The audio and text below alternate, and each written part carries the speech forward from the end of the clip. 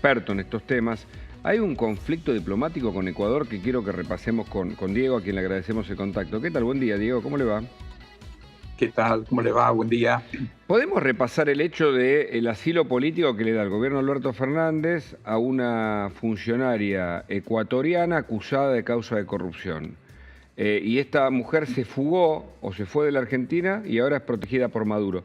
Comencemos ahí porque eso desencadenó un dominó donde echaron a embajadores de ambos países. ¿Me lo repasa, si es tan amable, Diego, por favor? Sí, el episodio no es obviamente de las últimas horas. Esto tiene más de 2 años y medio, porque la ex ministra Duarte no es que está acusada, ha sido condenada en agosto del 2020.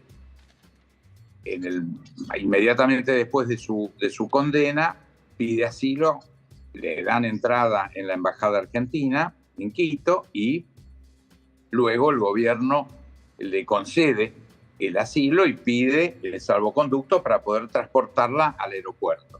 El gobierno de Ecuador considera que no corresponde el asilo, que es un delito común, no hay una situación política ni persecución, y por lo tanto no le da ese salvoconducto, así que se ha pasado 2 años y medio viviendo en la embajada. Entonces es lógico que uno piensa que si ha habido complicidad de la embajada y del gobierno argentino para que entre hace 2 años y medio, la han mantenido viviendo en la embajada 2 años y medio, le han dado el asilo, lo lógico es pensar que hay complicidad y que no es que se escabulló de la embajada, sino que se le facilitó la salida.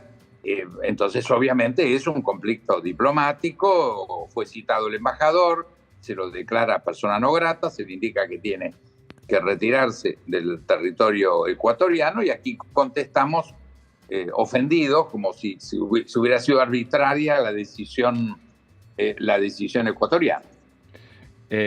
Ahora es increíble a esta altura, porque Rafael Correa también con varias condenas de corrupción y con el viejo truco del lawfare, también hizo lo mismo y se fue a Bélgica.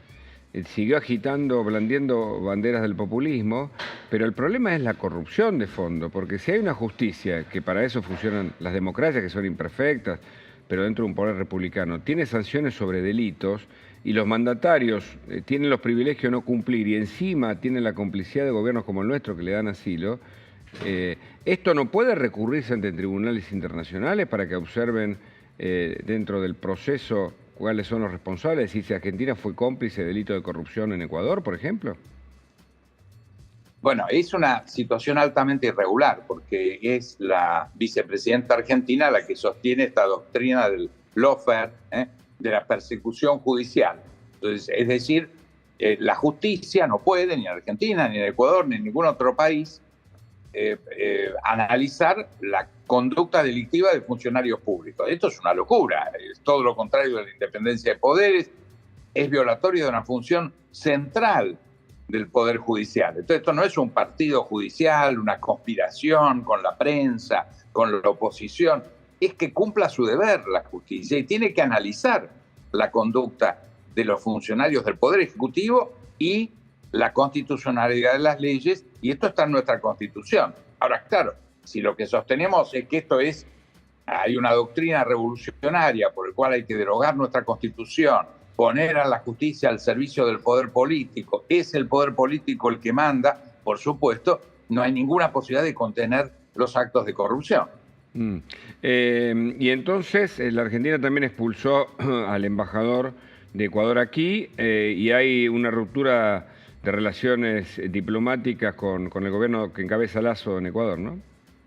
Sí, no es completo porque las embajadas en principio siguen abiertas, no llega a ser una ruptura de relaciones, queda un encargado de negocios ecuatoriano y va a quedar un encargado de negocios argentino en Quito, pero virtualmente es una ruptura de relaciones que ya será tarea, como será tarea del próximo gobierno, restablecer todas las relaciones que hemos roto con el mundo. Una de ellas ahora se suma con Ecuador.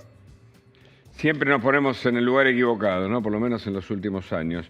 Sin lugar a dudas. Diego, le agradezco mucho el contacto. Pensaba en 1992, ¿no? Hace también 31 años de ese momento, cuando se descubrió la venta de armas a Ecuador y Croacia, ¿no? justamente en medio del conflicto de la guerra entre Ecuador y Perú. Digo, la Argentina evidentemente tiene mucha complicidad con organizaciones criminales, que en este caso también incluyen a gobernantes, como pasa con esta funcionaria condenada por corrupción. Exactamente. Le mando un abrazo grande.